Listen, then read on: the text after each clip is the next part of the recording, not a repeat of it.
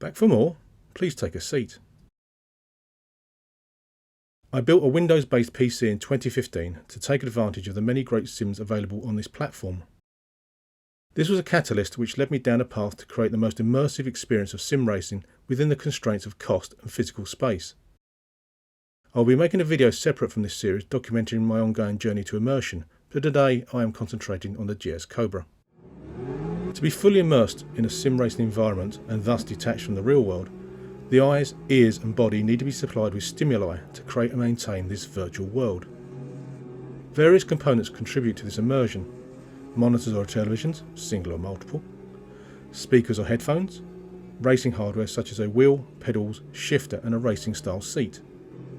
To increase immersion, this hardware needs to be securely bolted to a wheel stand or racing cockpit. Add a bass transducer for vibrations and the jewel in my sim rig crown, my GS-Cobra Motion Simulator. I cannot understate how much extra immersion the GS-Cobra delivers when I'm racing. Being able to physically feel the track imperfections, the rumble of running over curbs, the illusion of G-forces when cornering, the jolt of a gear change and the sensation of braking adds up to something special. The force feedback from both my wheel and seat creates a harmonious blend of forces that just feels right. The level of immersion created by the GS-Cobra is partially affected by everything mentioned above. What I'm not saying is everything must be top of the line for the GS-Cobra to shine. The GS-Cobra is producing the same amount of movement regardless of what it is surrounded by. In my experience, the level of immersion is defined by whatever is the weakest link in the setup. For example, a £10,000 motion rig isn't going to create enough immersion to balance out for a 15-inch monitor and speakers the size of matchboxes. Yes, that is an unrealistic example, but you can see my point that the setup needs a minimum level of quality to create that cohesive experience mentioned previously. In my opinion and experience, the most important factor for immersion with the GS-Cobra is what the eyes are being fed with. The more the eyes are consumed with seeing that racing car cockpit and not the real world, the greater the GS-Cobra can raise the immersion level. I have used the GS-Cobra and GS-105C in three basic environments: a single large TV from 42 to 55 inches, a triple screen setup of three 27-inch curved monitors, and two Oculus VR headsets, the CV1 and Quest 2. For me, the most immersive experience is when using the Quest 2. The Quest 2 puts you in the driver's seat of the car. The GS-Cobra allows you to feel the car.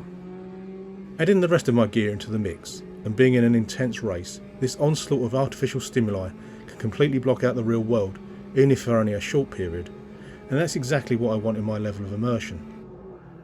Moving on to a triple screen setup, this is a great option for those who cannot use or don't want to use VR, but have enough space in the home to accommodate three monitors placed next to each other. I could only fit three 27-inch monitors into my room, and that was a squeeze, but the wide field of view was certainly immersive and worked well with the GS-105C, which is the motion simulator I had at the time. The setup felt a bit letterboxy, which meant my eyes could see a lot of the back wall above the monitors.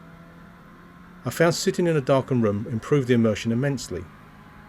The GS-Cobra and a triple screen setup delivers a high amount of immersion without feeling completely cut off from your surroundings, like when in VR. When space, cost and complexity are factors, a large screen monitor or TV still makes for a decently immersive experience with the GS-Cobra, but not quite at the levels of the two setups discussed before. I use a 49-inch 4K TV for when I don't fancy racing in VR. The high resolution of the TV is great, as are the contrast, brightness and colour levels, which cannot be matched by my Quest 2.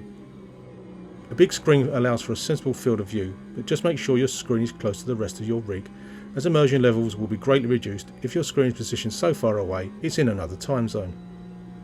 Regardless of what I'm looking at, the GS-Cobra is always being used. In conclusion, the GS-Cobra works well in all of the above examples, but in my opinion the overall level of immersion varies between them. In the final part of this series, I discuss some useful things to know about the GS-Cobra. These include noise, a secret compartment, price and finally my overall conclusion.